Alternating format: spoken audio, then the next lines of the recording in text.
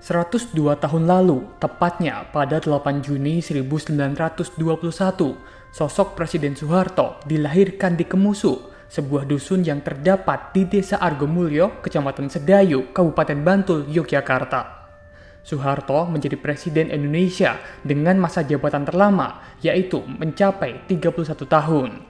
Soeharto lahir dari pasangan Kertosudiro dan Sukirah, keluarga petani desa yang tidak memiliki sejengkal tanah sawah, namun tidak disangkanya bisa menjadi bapak pembangunan dan Presiden Republik Indonesia. Ayah Soeharto yang bernama Kertosudiro adalah ulu-ulu atau petugas desa pengatur air yang bertani di atas tanah lungguh atau tanah jabatan selama beliau memikul tugasnya itu. Soeharto merupakan anak ketiga Kertosudiro dari pernikahan dengan Sukirah yang merupakan istri keduanya. Di rumah sederhana yang berada di pekarangan sang kakek Kertoirono, Presiden Soeharto dilahirkan. Rumah sederhana berdinding anyaman bambu menjadi saksi lahirnya seorang pemimpin negara yang bahkan menjabat sebagai Presiden Indonesia dengan periode terlama. Kini, tanah tempat lahirnya Soeharto telah dipugar menjadi sebuah museum bernama Memorial Jenderal Besar H.M. Soeharto. Museum ini didirikan pada 2013 oleh Probo Sutejo, yaitu adik kandung Presiden Soeharto. Berdiri di bekas rumah Ibu Soeharto, kompleks ini terdiri dari pendopo joglo, memorabilia, serta petilasan Soeharto.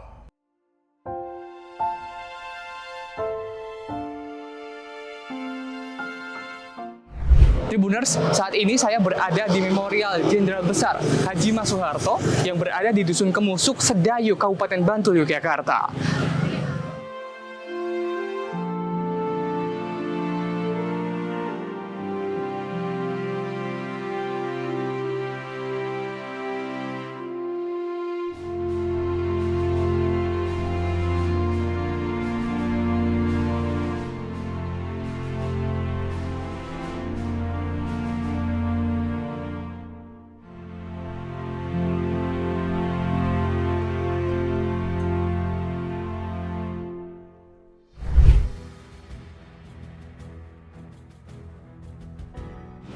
Masih di dalam Memorial Jenderal Besar H.M. Soeharto terdapat petilasan di mana merupakan tempat Ibu Sukriah, yakni ibunda dari Pak Harto, melahirkan sang Presiden kedua Republik Indonesia. Di petilasan ini terdapat bekas pondasi rumah asli di mana menjadi saksi tempat lahirnya Presiden Republik Indonesia kedua, yakni Pak Soeharto.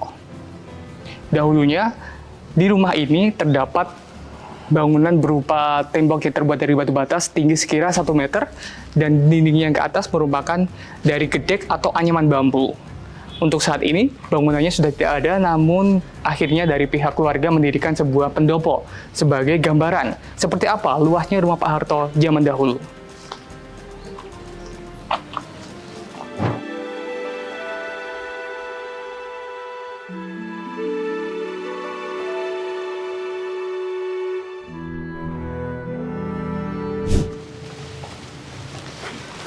Meskipun bangunan rumah dari orang tua H.M. Soeharto telah runtuh ataupun sudah tidak ada untuk saat ini, namun masih ada bangunan asli yang tersisa dan terjaga keasliannya, yakni berupa sumur. Di mana sumur ini menjadi saksi dan merupakan sumur yang digunakan oleh Pak Harto untuk mandi, mencuci, dan juga minum.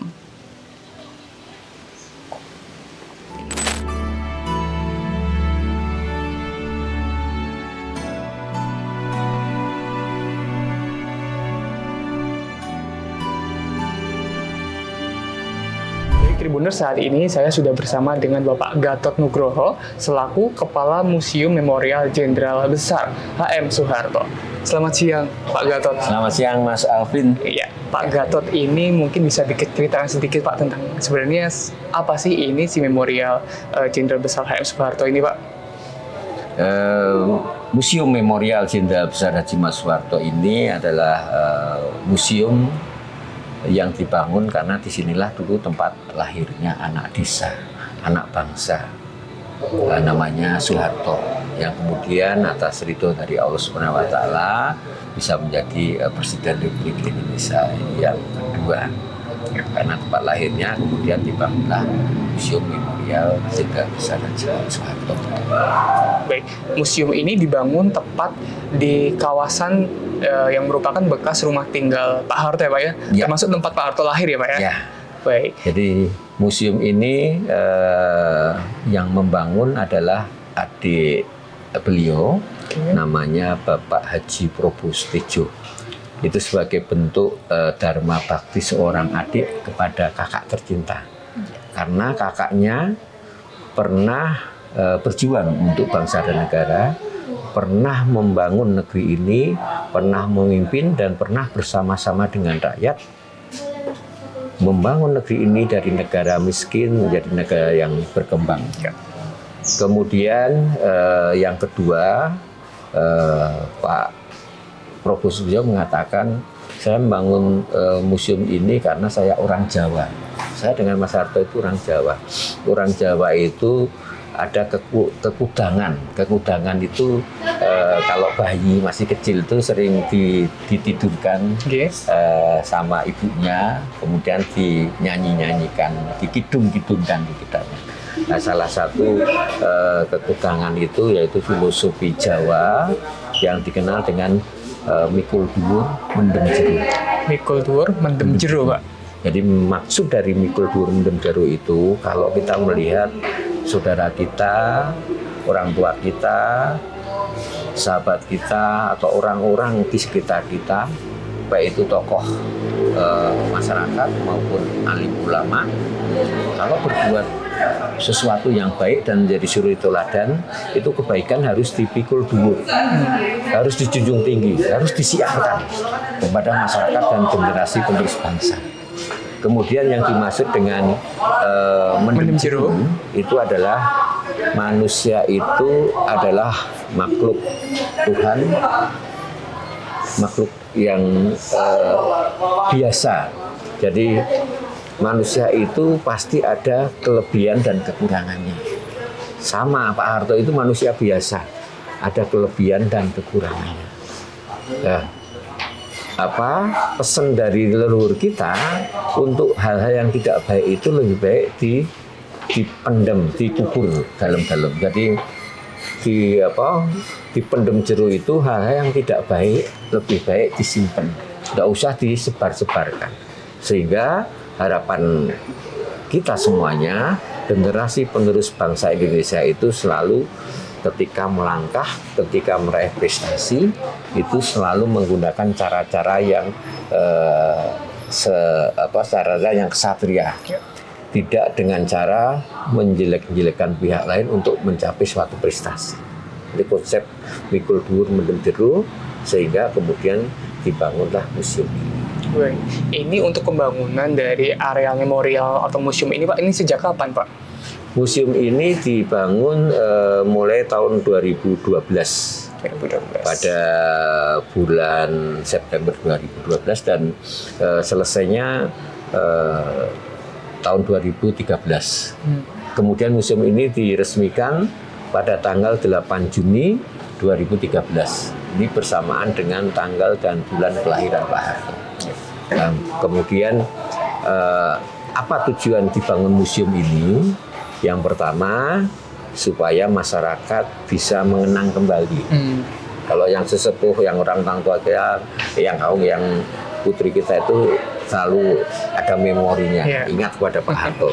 Supaya masyarakat bisa mengenang kembali Pak Harto, yang pertama. Yang kedua, supaya generasi penerus bangsa itu tidak akan pernah melupakan sejarah pemimpinnya. Jadi jas merah, jangan lupakan sejarah. Supaya generasi penerus bangsa bisa kenal Pak Harto, tahu apa yang dilakukan Soeharto untuk bangsa dan negara ini, dan mudah-mudahan suri teladan Pak Harto itu bisa menginspirasi generasi penerus bangsa. Baik, Pak, tadi saya juga sempat melihat bahwa di areal memorial ini ada petilasan atau bekas rumah di mana Pak Harto dilahirkan ya Pak ya? Di areal ini ada apa lagi Pak selain ada petilasan yang merupakan tempat lahirnya Pak Harto? Museum ini kami diberi tugas mengelola museum ini. Yang pertama ada tempat-tempat yang menjadi ikonik, tempat-tempat yang menjadi andalan dari museum kami. Yang pertama adalah satu patung Jenderal Besar Haji Muhammad Soeharto yang itu tingginya 3 meter, pas di depan pintu gerbang. Di pintu gerbang itu kami sudah punya komitmen, kami harus menjadikan pintu gerbang itu bagian dari jaring-jaring hati. Kenapa jaring-jaring hati? Karena tugas kami adalah menjerat hati pengunjung ketika masuk di Museum Pak Harto, supaya ada kesan yang mendalam tentang museum ini, kesan bagaimana suri toladan Pak Harto itu bisa menjadi bagian dari edukasi dan menjadi kenangan. Kemudian di sebelah utaranya atau di belakang patung Jenderal Besar Haji Muhammad Soeharto ada pendopo. Pendopo utama inilah yang kemudian kami katakan setelah ada jaringnya, nah disitulah kita olah untuk masyarakat dan generasi penerus bangsa itu selalu ingat ketika berada di Museum Pak Harto. Ini adalah sekolah kami. Jadi tadi Mas Alvin sudah melihat cara edukasi kami. Jadi disitulah kami mengedukasi tentang wawasan kebangsaan, nasionalisme, dan suri teladan Pak Harto kepada generasi penerus bangsa. Dari tingkat TK, SD, SMP sampai perguruan tinggi. Hari ini pagi tadi kami ada tamu dari TK dari Pengasuh Kulon Progo. Kemudian adik-adik mahasiswa dari Universitas Mercu Buana, Fakultas Psikologi, ada kegiatan The Living Museum, berkeliling di tempat-tempat sejarah yang ada di sekitar museum. Kemudian yang terakhir ada anak SMP dan SMA dari Lubuk Linggau, dari Palembang. Nah, disinilah kami mengedukasi. Satu yang selalu wajib kami lakukan adalah anak-anak satu rombongan di sini ketika datang ke sini menyanyikan lagu Indonesia Raya. Lagu Indonesia Raya itu ketika dinyanyikan di tempat berbeda, di tempat bersejarah, nuansanya akan berbeda, akan menjadi istimewa dan akan menjadi kenangan yang mendalam bagi generasi penerus bangsa. Kemudian motivasi, bagaimana kami selalu memberi motivasi anak harus selalu ingat pada satu alma maternya. Yang kedua kepada bapak ibu guru yang mengajari, memimpinnya. Kami bikin seorang anak dan guru menangis di sini, tapi menjadi ngangeni. Konsepnya itu. Kemudian pasti diorama. Diorama itu adalah perjalanan sejarah Pak Harto. Di situ bercerita sejarah panjang dari Pak Harto lahir, ketika beliau berjuang untuk bangsa dan negara ini, ketika beliau membangun negeri ini, sampai ketika beliau mundur dari jabatan presiden hingga wafatnya beliau, ada di dalam diorama. Dan yang tadi Mas Rafin sampaikan spesial ya Pak ya? Spesial adalah tempat lahirnya Pak Harto. Karena di situ ada, saya katakan, ada sebuah sumur yang betul-betul sumur itu umurnya lebih dari ratusan tahun. Airnya jernih dan tidak pernah kering. Saya mengatakan sumur ini adalah hidayah dari Allah. Tuhan akan memberikan sesuatu yang istimewa di tempat orang-orang baik yang Allah cintai. Itu konsepnya seperti itu. Sumur ini untuk memenuhi kebutuhan di museum kami. Baik, kemudian tadi setelah dijelaskan oleh Pak Gatot ada patung Pak Harto, kemudian ada diorama, petilasan tempat lahirnya Pak Harto dan juga sumur. Ini bagi masyarakat Pak Gatot yang ingin berkunjung ke memorial atau museum HM Soeharto ini seperti apa Pak? Apakah ada HTM untuk masuknya atau gratis untuk masyarakat yang ingin berkunjung? Kami untuk masuk di Museum HM Soeharto untuk masyarakat rombongan kecil, perorangan, rumah, kemudian dari keluarga dipersilahkan hanya mengisi buku tamu, kemudian silahkan berkeliling-keliling di Museum Pak Harto, kemudian nonton filmnya Pak Harto di pendopo. Itu kami free. untuk merombongan karena kami harus ada edukasi, kami ada edukatornya dan kami memberikan edukasi, itu sifatnya sukarela. Sifatnya sukarela. Jadi namanya sukarela itu tidak memberikan pun tidak apa-apa. Karena tugas kami yang utama adalah generasi penerus bangsa, anak-anak pelajar Indonesia itu bisa mengenal Soeharto, kemudian bisa tahu siapa sosok Pak Harto dan bisa belajar dari apa yang dilakukan Pak Harto untuk bangsa dan negara. Baik, terima kasih Pak Gatot atas informasinya. Sama-sama, terima kasih Pak Harto. Terima kasih. Terima kasih sudah nonton. Jangan lupa like, subscribe, dan share ya.